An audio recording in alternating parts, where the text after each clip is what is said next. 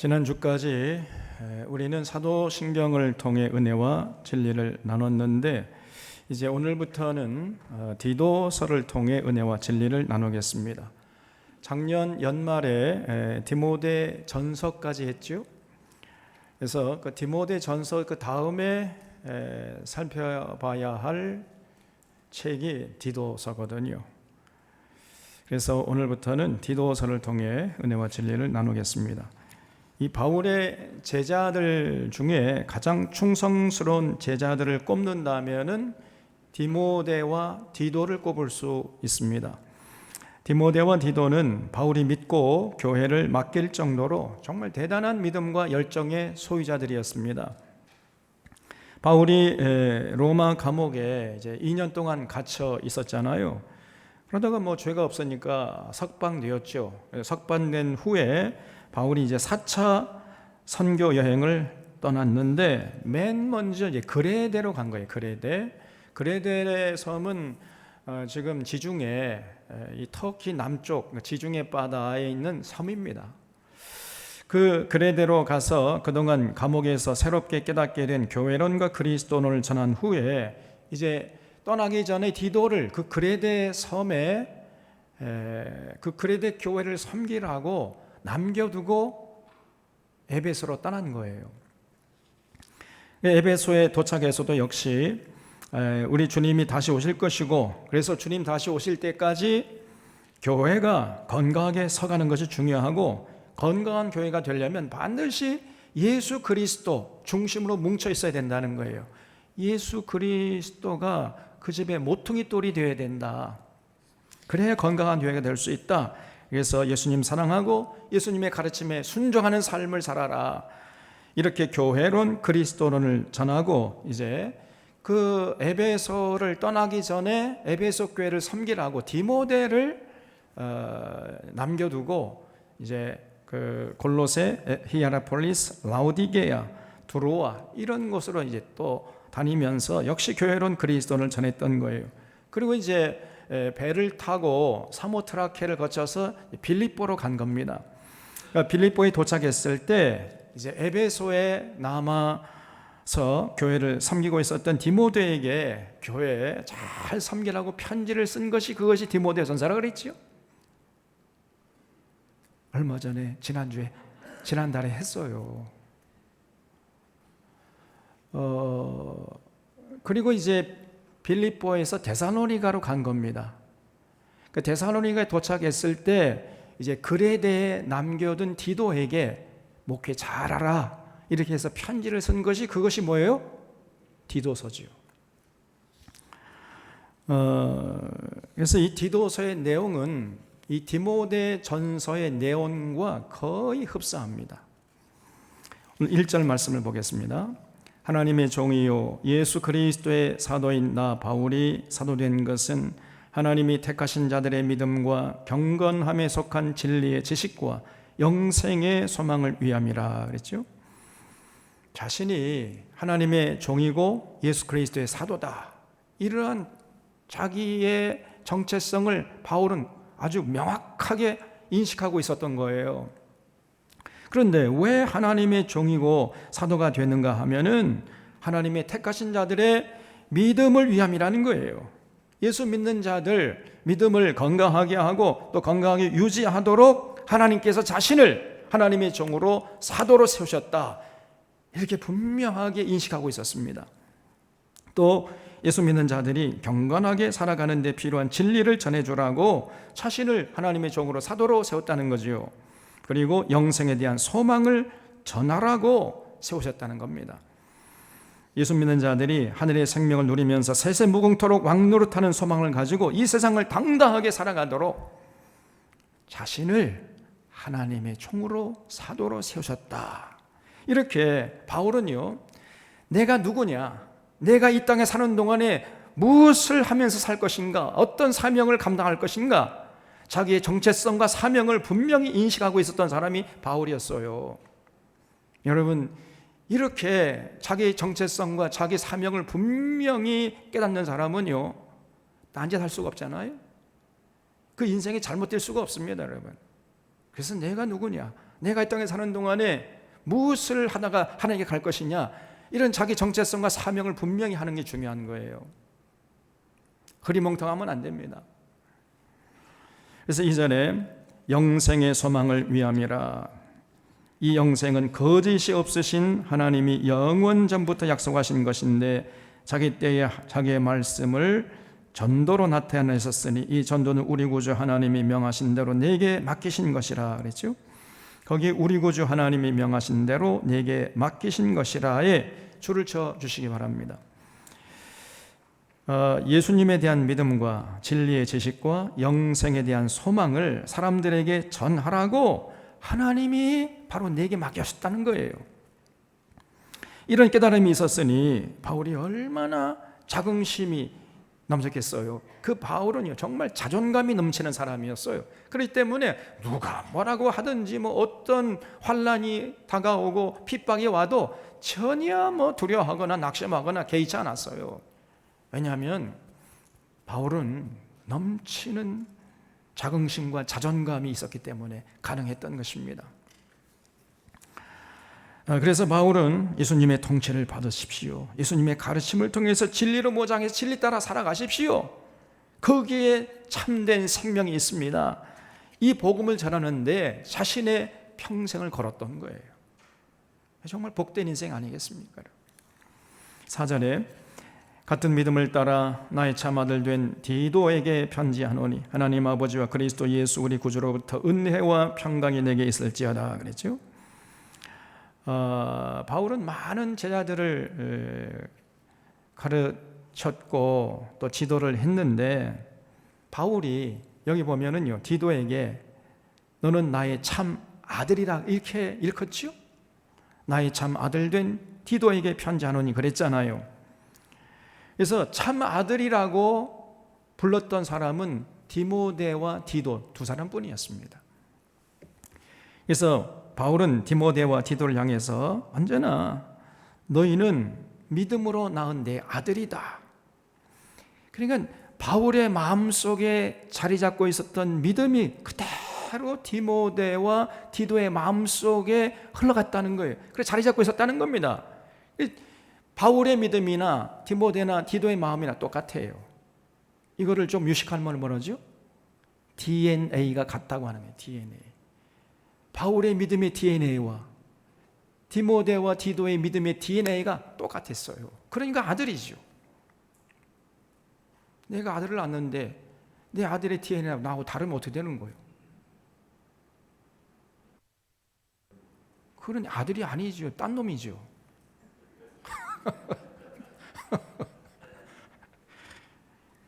근데 디도는요, 디모데의 믿음 그대로 이어받는, 그러니까 DNA가 똑같았단 말이죠.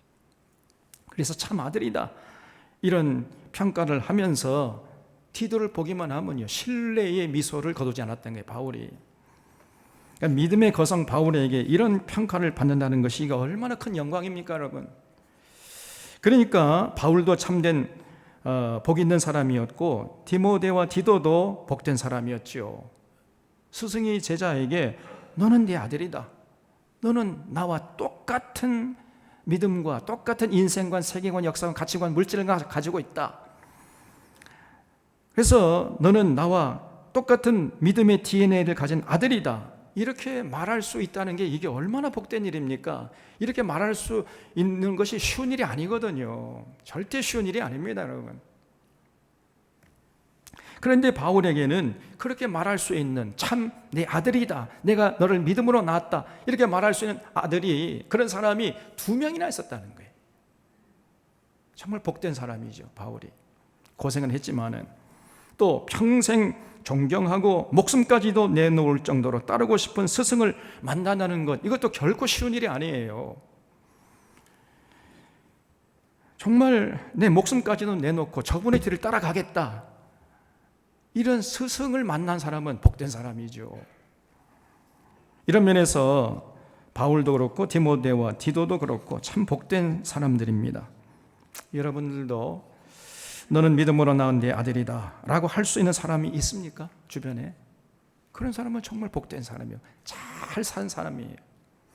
또 목숨까지도 바칠 정도로 존경하면서 따르고 싶은 이런 스승이 있느냐 말이에요. 그런 사람은 진실로 복된 사람이죠. 그래서 바울은 5절부터는 사랑하는 아들 디도에게 그레데에 남겨둔 목적에 대해서 명확하게 말씀하고 있습니다. 내가 너를 그레데에 남겨둔 이유는 남은 일을 정리하고 내가 명한 대로 각 성에 장로들을 세우게 하려 함이니 그랬죠. 그러니까 디도는 오늘날로 하면은 그레데 교회를 섬기는 목사님 역할 하라고 바울이 남겨뒀다는 거예요. 목사님들이 해야 할 가장 중요한 일이 뭡니까? 일꾼들을 적재적소에 세워서 기쁨으로 감사함으로 자발적으로 교회를, 주님의 몸된 교회를 섬기도록 하는 거 아니겠습니까? 그래서 지금 바울이 디도에게 장로를 세우라고 하면서 이 장로의 자격에 대해서 자세하게 언급하고 있어요. 여러분, 이 지도자의 중요성은 아무리 강조해도 지나치지 않습니다. 예나 지금이나 지도자가, 올곧은 지도자가 들어서야 돼요. 그것이 그 공동체에게 너무나 가로 열고 너무나 가로 닫고 무한대, 그렇게 중요한 것입니다. 큰 공동체나 작은 공동체나 마찬가지예요. 올곧은 건강한 지도자가 일어나면 그 공동체는 평안하고 복을 누려요. 그러나 사악한 지도자, 이 병든 지도자가 일어나면 그 공동체 구성원들은 죽어나는 거예요. 그냥 죽어나. 지금 대한민국이 그 고통을 당하고 있는 거 아닙니까? 대통령 한 사람 바뀌었을 뿐인데 지금 민주주의가 위기에 빠졌잖아요. 민주주의가 훼손되고 대한민국의 국격이 날개 없이 추락하고 있지 않습니까? 지금 이 대한민국이 전 세계 사람들의 조롱거리예요. 조롱거리. 사람들이 대한민국을 보고요, 손가락 하면서 지금 조롱하고 있습니다, 여러분. 그래서 우리가 바울의 권면을 잘 듣고 교회 지도자들을 세울 때나 나라의 지도자들을 세울 때나 정말 신중에 신중을 기해서 세워야 하는 거예요. 아무나 세우면 안 됩니다, 여러분.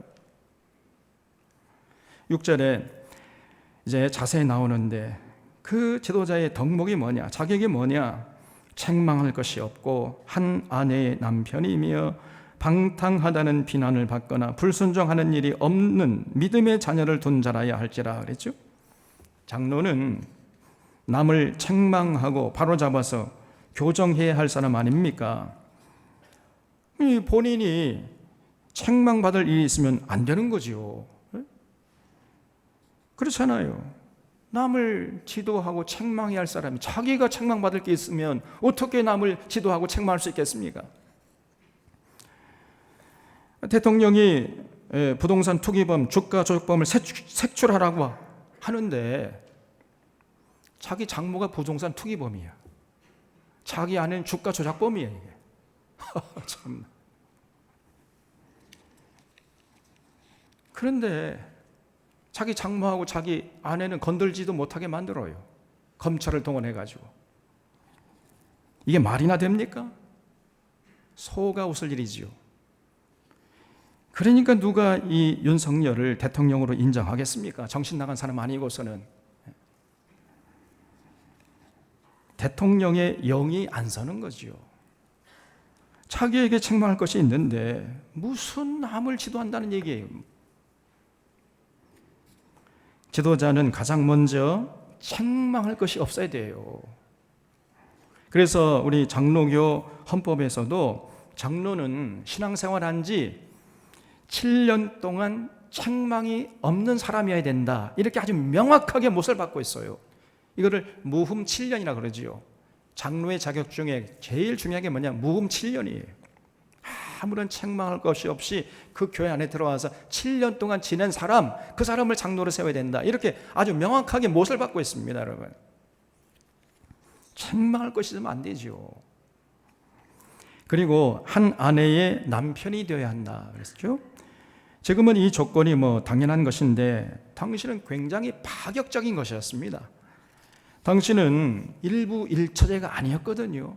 얼마든지 자기 능력만 있으면, 좀 돈이 있거나 권세가 있으면요, 여자들을 둘씩 셋씩 거느릴 수 있었습니다, 아내로. 그런 시대에 한 아내의 남편이어야 한다는 거예요. 그런 사람을 세우라 그랬습니다. 그러니까 도덕적으로 윤리적으로 굉장히 높은 수준을 요구한 거지요.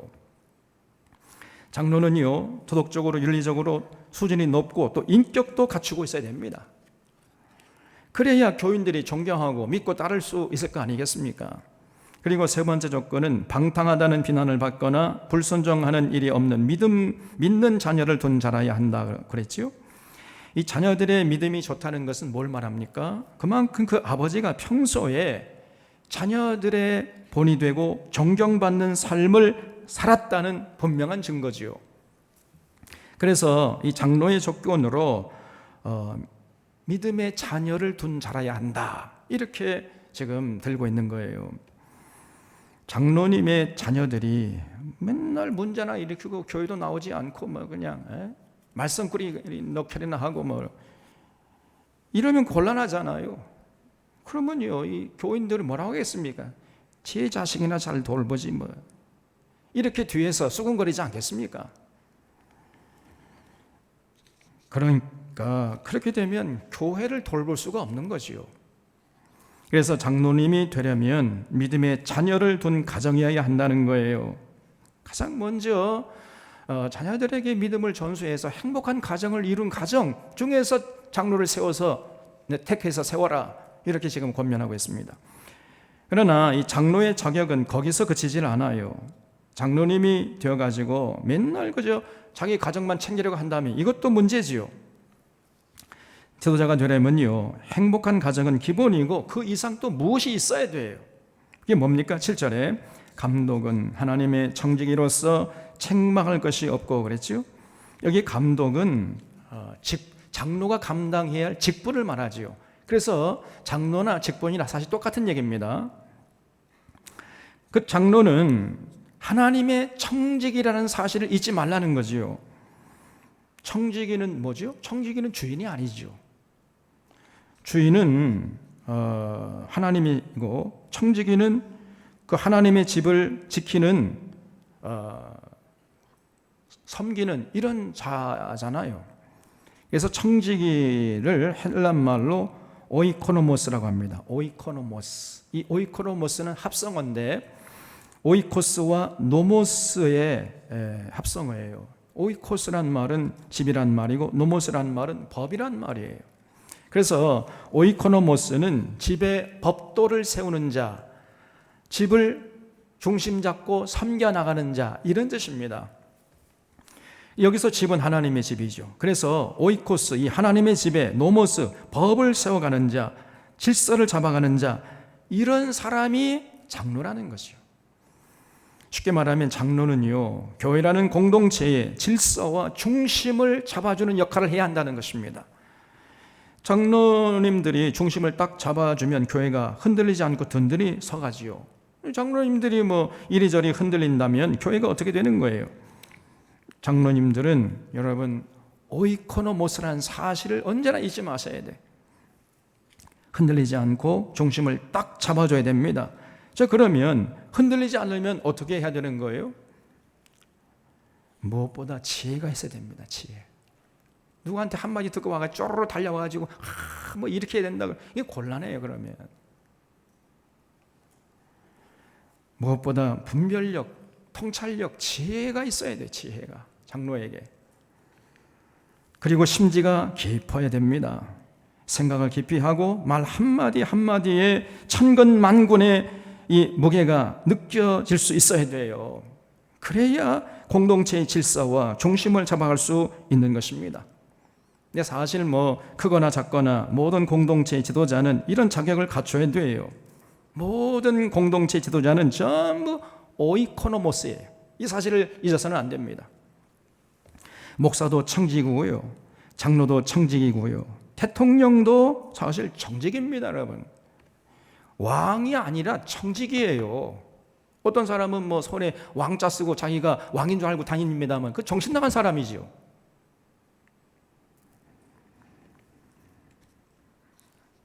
그렇게 정신 나간 사람이 지도자로 서 있으면은 그 공동체는 어려워지는 거예요.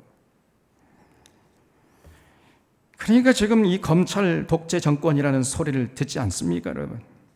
또 목사가 하나님의 청지기임을 망각하고 하나님의 뜻을 받들어 교회를 섬길 생각하지 않고 제 욕심대로 그저 세습 이런 악한 짓을 하고 있다면요, 그 교회가 어떻게 되겠습니까? 그 교회는 순식간에 병들어 버리는 거예요. 또 장로가 하나님의 청지기 노릇 제대로 하지 않으면 교회는 산으로 올라가 버립니다. 그래서 이 모든 공동체의 지도자는 이 사실을 뼛속 깊이 새겨야 됩니다. 큰 공동체인 나라나 작은 공동체인 교회나 가장 기초 공동체인 가정이나 이 모든 공동체의 리더는 지혜가 있어야 되고 그 말에 천건 만건의 무게가 느껴져야 돼요. 이 대통령의 언어가 새털만큼이나 가벼우면 어떻게 됩니까 이게? 그뿐 아니라 거기서 그치는 것이 아니라 입만 열면 거짓말하고 있잖아요 지금. 그러니 이 나라가 어떻게 정상적으로 돌아갈 수 있겠느냐 말이에요. 그래서 이 윤이라는 사람은요, 벌써 이 대통령 자격이 없다는 것이 이제 벌써 1년도 안 됐지만은 분명히 드러났습니다. 그래서 더 이상 그 사람은 그 자리에 있으면 안 돼요. 하루속히 그 자리에서 내려와야 됩니다. 자격이 없는 사람이 5년 임기를 채우겠다 하는 것, 그것도 욕심이죠. 자기 자신을 위해서라도 스스로를 위해서라도 빨리 내려와야 돼요. 그것이 그 사람이 이 나라와 민족을 위해서 마지막 해야 할 일이에요. 그 자리에 계속 앉아있다가는 자기도 불행하고 대한민국도 불행해집니다, 여러분. 또 목사나 장로가 입이 가볍고 이랬다 저랬다 하고 그럼 어떻게 되겠어요? 또 가정에서 아버지가 맨 거짓말하고 이랬다 저랬다 하면 그 가정이 어떻게 되겠습니까, 여러분? 그래서 모든 지도자들은 성숙한 인격과 지혜를 가지고 신중하게 중심을 잡아줘야 하는 거예요. 그런 사람이 목사가 되어야 하고 장로가 되어야 하고 대통령이 되어야 하고 또 일단 지도자가 되었으면 내가 하나님의 청지기라는 사명을 가지고 자기 역할을 제대로 감당할 수 있어야 돼요. 그래서 이 7절을 다시 보면 감독은 하나님의 청지기로서 책망할 것이 없고 제 고집대로 하지 아니하며 급히 분내지 아니하며 술을 즐기지 아니하며 구타하지 아니하며 더러운 이득을 탐하지 아니하며 그랬죠. 그러니까 제 고집대로 하는 사람은요, 장로로서 벌써 자격 미달이죠. 지도자는 제 생각을 고집하면 안 되고 언제나 마음을 열어놓고 다른 사람들의 말을 들으려고 그래야 돼요. 그래서 다른 사람들의 말에 귀를 쫑긋 세우고 정말 상식적이고 그 말이 맞다고 하면 과감하게 수용할 줄 알아야 됩니다. 이 열린 사람이어야 돼요. 쉽게 말해서 대화가 되는 사람이어야 됩니다. 꽉 막힌 사람이 곤란해요. 또 급히 분내지 아니하며 그랬죠. 그냥 뭐 걸핏하면 성내는 사람, 이거 성낼 게 아닌데 자꾸 성을 내요. 그런 사람도 자격이 없는 거죠. 조근조근 대화로 문제를 풀어가려고 하고 인격적으로 대하려고 하는 이런 모습을 결코 잃지 않는 이런 사람이 장로감이라는 것입니다. 또 술을 즐기는 자도 곤란하다 그랬어요. 여러분 중요한 결정을 해야 할 때 술에 얼큰하게 취해 있으면요, 그 판단력이 사라지잖아요. 그럼 잘못된 결정을 내릴 수 있잖아요. 그러면 공동체가 어려워지는 것입니다. 그래서 이 노무현 대통령도 대통령이 되자마자 5년 동안이나 그렇게 즐기던 술을 딱 끊었다고 그래요. 입에 대지 않았다는 겁니다. 그런데 저희 윤이라는 자는 틈만 나면 술에 쩔어 있으니 말이에요. 참. 여러분 술에 취해 있을 때 나라에서 큰 일이 터지면 어떻게 되겠어요? 저 뭐 대통령 바라보고 있는데 대통령이 잘못된 결정을 내리면 어떡하겠습니까, 여러분? 이 보고통 큰 일이 아닌 거예요, 이게. 그래서 대통령이 되면 사실 24시간 정신이 말짱해 있어야 됩니다. 한순간도 흐리멍텅해서는 안 되는 거예요. 절대로 대통령이 되면 입에 술을 대면 안 되는 거예요, 이게. 이 대통령 자리가 아무나 할 수 있는 자리가 아니라니까요. 연습하는 자리가 아닙니다, 여러분. 검증이 끝나야 돼. 내가 아무나 앉혀버린 거예요, 그냥. 저 망나니 같은 사람을. 그래서 우리가 그 대가를 치르고 있는 겁니다, 지금. 이렇게 대통령이 되면 과거는 그랬다 치더라도 자기가 대통령이 되었으면 철저히 자기 관리를 해야 되는데 저렇게 대놓고 술을 퍼마시고 앉아있으니 말이. 그러면 주변의 참모들이 대통령님 그러면 안 됩니다 라고 만류를 해야 할 거 아니에요. 만류를. 그런데 주변의 참모들도 전부 다 그냥 딸랑딸랑 관심배들이나 다 앉아있으니 말이에요. 저 사람들이 만류할 리가 만무하죠. 여러분, 저러다가 정말 큰일 날 수가 있습니다. 그러니까 세상 지도자도 그러한데 하물며 하나님의 집의 청적인 장로가 술을 즐긴다면 이게 되겠냐 그 말이에요. 이게 정말 곤란합니다. 또 구타하지 아니하며 그랬죠. 감정을 통제하지 못하고 함부로 폭력을 휘두르는 이런 사람은 지도자감이 아니죠. 여러분, 폭력에는 두 종류가 있다고 그랬잖아요.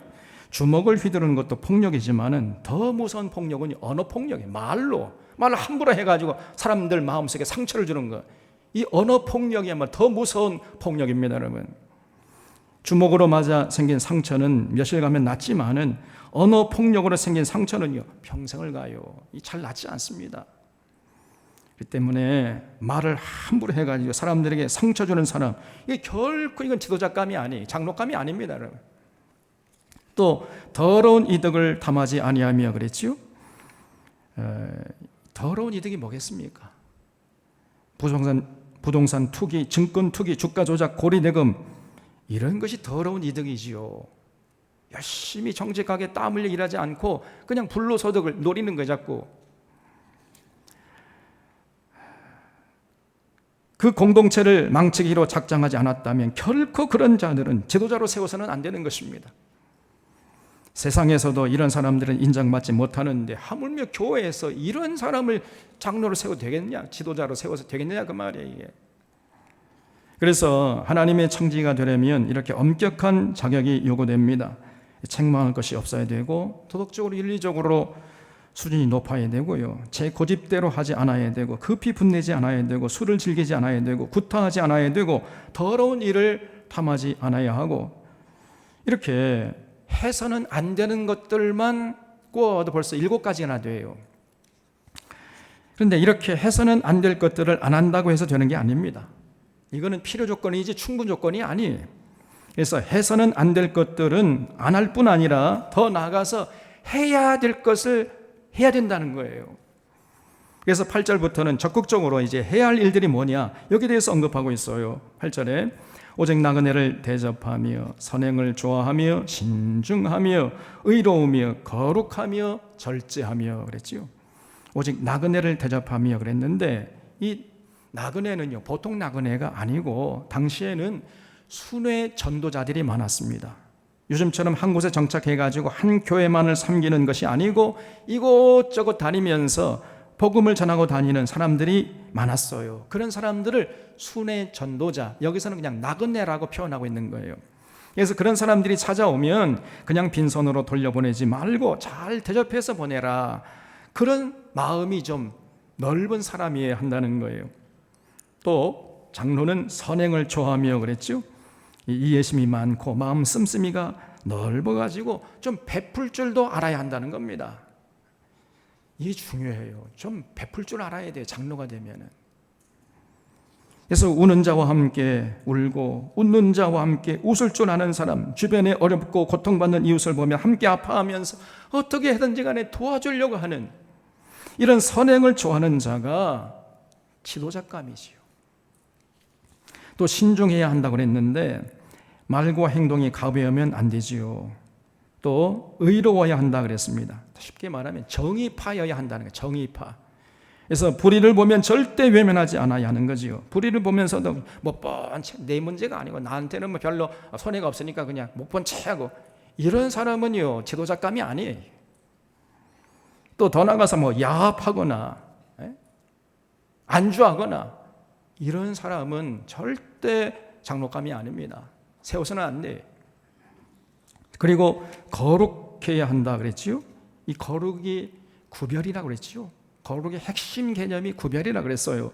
세상과는 좀 구별된 가치관, 인생관, 역사관, 물질을 가진 사람이 장로감이라는 거죠. 너무 이 세속적인 사람이 장로가 되면요, 하나님의 집이 망가지는 거지요. 조심해야 됩니다. 또 절제하는 사람이어야 한다는 거예요. 그래서 셀프 컨트롤, 스스로 자기를 잘 통제할 수 있어야 돼요. 또 9절에 믿은 말씀의 가르침을 그대로 지켜야 하리니 이는 능히 바른 교훈으로 권면하고 거슬러 말하는 자들을 책망하게 하려 함이라 그랬죠. 여기 믿은 말씀할 때 믿부다는 말은 변함없는, 변질되지 않는, 타락하지 않는 이런 뜻이에요. 그래서 하나님의 말씀은 아무리 세월이 흘러도 변질되지 않잖아요. 그래서 그 변치 않는 하나님의 말씀을 그대로 지키는 자라야 지도자 자격이 있다는 거예요. 그래야 그렇지 않은 자들을 책망할 수 있으니까요. 자기는 지키지 않으면서 지키지 않는 자들을 책망할 수 없잖아요. 자기는 지키지 않으면서 지키지 않는다고 책망을 한다면 이건 얼마나 그 뻔뻔한 사람입니까? 얼굴에 철판 깔 사람이지요. 지도자가 그러면 공동체는 어려워지게 되는 거지요. 그래서 언제나 여러분 지도자는요, 솔선수범해야 돼요. 나를 따르라 해야지 돌격 앞으로 하면 안 됩니다. 모든 지도자 마찬가지예요. 세상의 지도자나 교회 지도자나 전부 다 나를 따르라. 자기가 본이 돼야지요. 자기는 안 하고 너희들만 해라. 돌격 앞으로. 자기는 창문 속에 숨어 있어요. 총 맞아 죽을까 봐. 그런 사람은 지도자감이 아니죠. 이렇게 보면은 여러분, 이 장로의 자격 우리가 살펴봤는데 장로가 되는 길이 참 어렵고도 어렵지요. 지금 바울이 제시하는 장로의 자격을 충족할 사람을 찾으려면 좀처럼 찾기 어려울 것 같습니다. 그런데 그만큼 지도자 자리가 중요하다는 반증이에요. 누가 지도자가 되느냐에 따라서 그 공동체의 운명이 좌우되기 때문에 이렇게 신중에 신중을 거듭해서 조심스럽게 세워야 한다는 겁니다. 그리고 일단 지도자가 된 분들은 지금 바울이 제시하는 이런 자격을 갖추려고 스스로 헌신의 노력을 다 해야 돼요. 나 이제 뭐 장로가 되었고 나는 지도자가 되었으니까. 그리고 자기를 돌아보려고 하질 않고 지금 바울이 제시한 그 자격 요건을 충족시키려고 노력을 하지 않아요. 그런 사람이 곤란합니다. 그래서 헌신의 노력을 다해야 됩니다. 그래야 그 자리가 복된 자리가 되는 것임을 명심할 수 있어야 됩니다. 여러분, 자리에 앉는 것이 중요한 것이 아니라 그 자리에 앉아서 그 사명을 제대로 감당하는 것이 진짜 중요한 거예요. 동의하십니까? 자리가 중요한 게 아니에요. 그 자리에서 감당해야 할 그 직분을 제대로 감당해야, 그것이 중요한 거 아니겠습니까? 그래야 복이 되는 것이고, 만약에 그렇지 않으면 그 자리가 오히려 그 사람에게 저주가 되는 거예요. 자기도 불행해지고 공동체도 불행해지는 것입니다. 이걸 잊지 마셔야 돼요. 그래서 야고보서 3장 1절에 보면 내 형제들아 너희는 선생된 우리가 더 큰 심판을 받을 줄 알고, 선생이 많이 되지 말라 그랬어요. 여기서 더 큰 심판이란 말은 일반 사람보다 조금 더 큰 심판이란 말이 아니라 헬란 말로 하면요, 메이전 크리마에, 지도자에게는 메이저급 심판이 기다리고 있다는 것입니다. 그래서 함부로 선생 되려고 하지 말라 그랬어요. 그래서 지도자의 직분을 잘 감당하면 그게 복이 되지만 제대로 감당하지 못하면 그것처럼 큰 저주도 없단 말이에요. 여러분, 목사도 마찬가지고요, 장로도 마찬가지고요, 대통령도 마찬가지입니다. 장차관도 마찬가지고 국회의원도 다 마찬가지. 정말 이 명심해야 돼요. 그래서 이제 10절부터는 그레데 교회를 섬기고 있던 디도가 해야 할 또 다른 일들을 지금 바울이 권면하고 있는데요. 10절에 불순종하고 헛된 말을 하며 속이는 자가 많은 중 할례파 가운데 특히 이거러하니 그들의 입을 막을 것이라. 이런 자들이 더러운 이득을 취하려고 마땅하지 아니한 것을 가르치어 가정들을 온통 무너뜨리는도다 그랬죠. 그러니까 하나님 말씀에 불순종하고 헛된 말을 많이 하고 속이는 사람들 중에 할례파가 많다는 거예요. 할례파. 여기 할례파가 누구를 말하겠어요? 당시 거짓 사도들, 속이는 일꾼들, 자칭 사도들이 당시에 많았어요. 그런 사람들 뭉뚱그려가지고 할례파라고 지금 말하고 있는 겁니다. 이 사람들이 바로 고린도 교회나 갈라디아 교회에 들어가서 교회를 어지럽혔던 사람들이에요. 그래서 이 사람은 자꾸만 자기들이요, 겉으로는 그냥 천사같이 다가가지만 사실은 이 사람들이 아주 사악한 사람들이었어요. 양의 탈을 쓰고 있었지만 속에는 노력하는 이리가 들어있었던 것입니다. 그래서 자꾸만 참 순진한 이 고린도 교회, 갈라디아 교회 그 교인들에게 가가지고 다른 예수를 전하고 다른 복음을 전하고 다른 영을 받게 했어요. 이게 그 사람들이 바로 이 할례파 사람들이에요.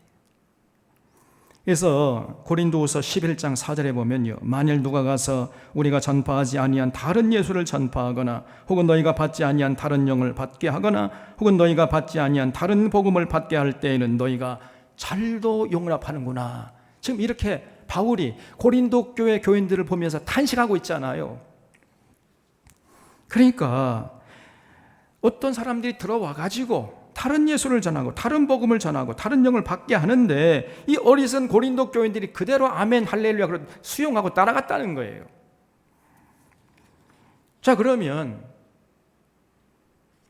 그때 고린도 교회에 들어왔던 사람들의 정체가 뭐냐?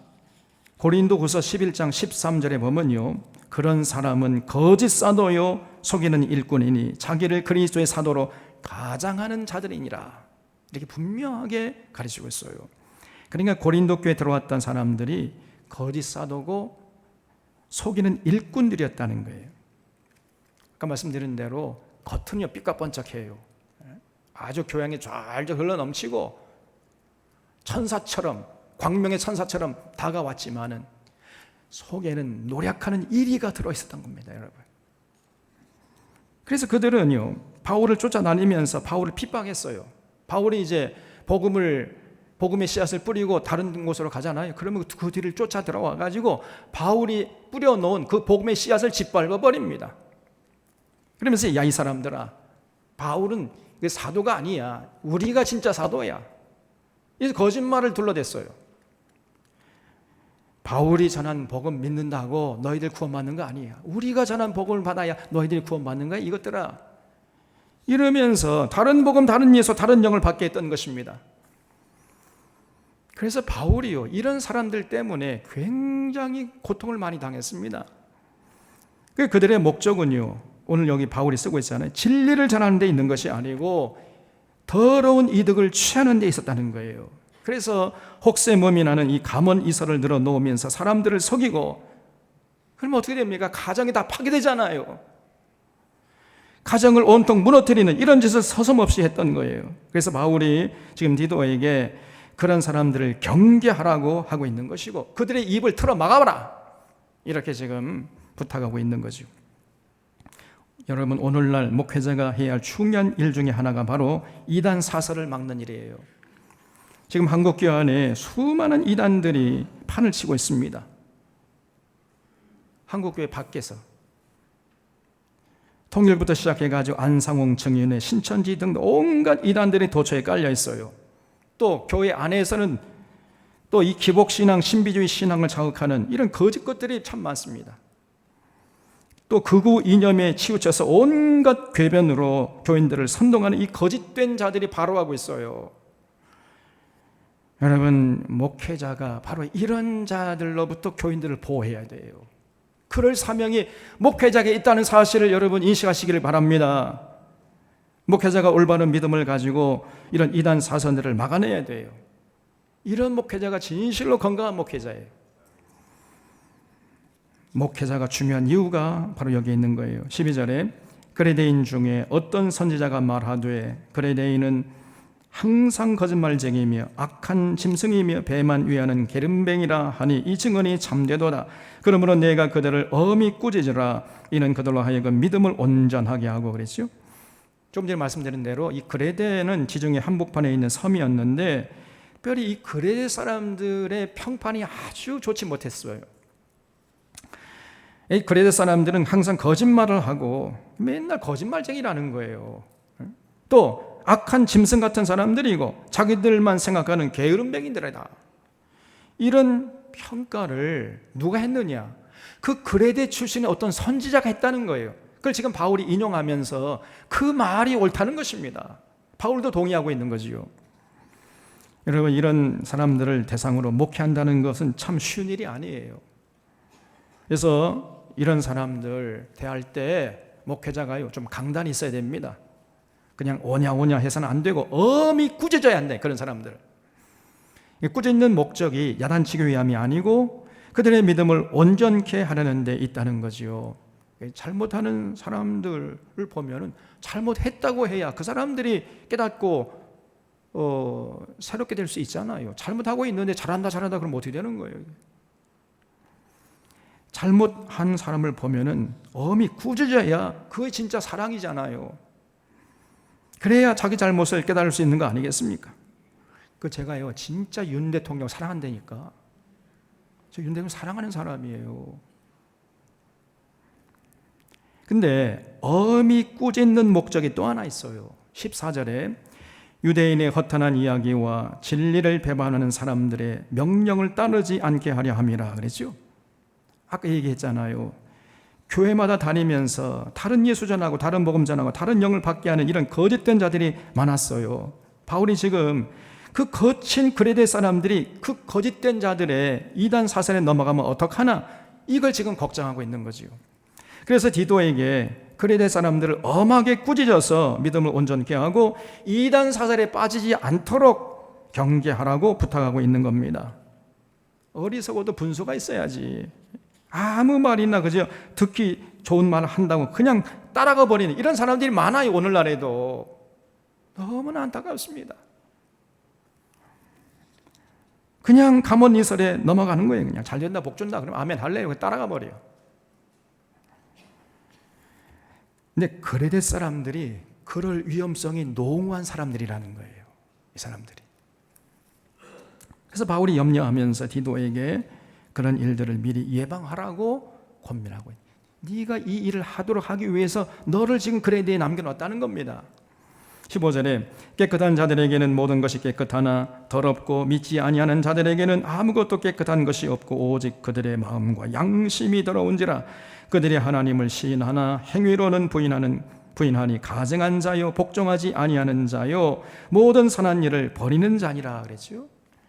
그래서 지금 당시 할레파 유대인들, 이 거짓 사도들, 속이는 일꾼들은 사실은요, 저 사람들이 아무리 겉으로 삐까뻔쩍하게 치장을 했지만은 그러나 마음과 양심은 썩어 문드러진 사람들이었어요. 더러운 사람들이었단 말이에요. 입으로는 하나님을 시인한다고 입만 열면은 떠들어 대지만은 그러나 실제 행위로는 하나님을 부인하는 아주 가증한 사람들이었습니다. 근데 그레데 사람들이 이런 자들에게 속아 넘어오지 않도록 너 디도야, 너 목회 단단히 잘해라, 이렇게 지금 부탁하고 있는 거지요. 오늘날은 제가 생각할 때 바울이 디도서를 쓸 때보다 100배, 1000배 더 악한 사람들이 주변에 많습니다. 교회 안팎에 많아요. 속이는 일꾼들, 거짓된 자들이 교회 안팎에 포진되어 있습니다. 그래서 정말 여러분 조심해야 돼요. 이 시대의 목회자들의 책임이 막중한 것입니다. 우리 사랑하는 사론의 교우들은 오늘 이 바울의 권면을 잘 마음에 새겨서 올바른 지도자가 끊임없이 일어나는 교회가 될 수 있기를 바랍니다. 그리고 이 어지러운 세상에 나아가서 예수님 사랑하고 예수님의 가르침에 온전히 순종하면서 살아가는 귀한 인생들 되시기를 바랍니다. 기도하겠습니다. 참 고마우신 하나님 아버지, 오늘 바울의 권면을 통해 올바른 지도자의 자격을 알게 하시오니 감사드리옵나이다. 우리 교회가 오늘 이 시대 이 나라와 민족과 교회에 쓰임받는 올곧은 지도자를 키워내는 건강한 교회 되게 하여 주시옵소서. 오늘날 이단 사설이 바로하는 가운데 예수님의 진리로 무장해서 진리 따라 생명길, 영생길을 힘차게 걸어가는 모든 사론의 교우들 되게 해 주시옵기를 예수님의 이름으로 기도하옵나이다. 아멘.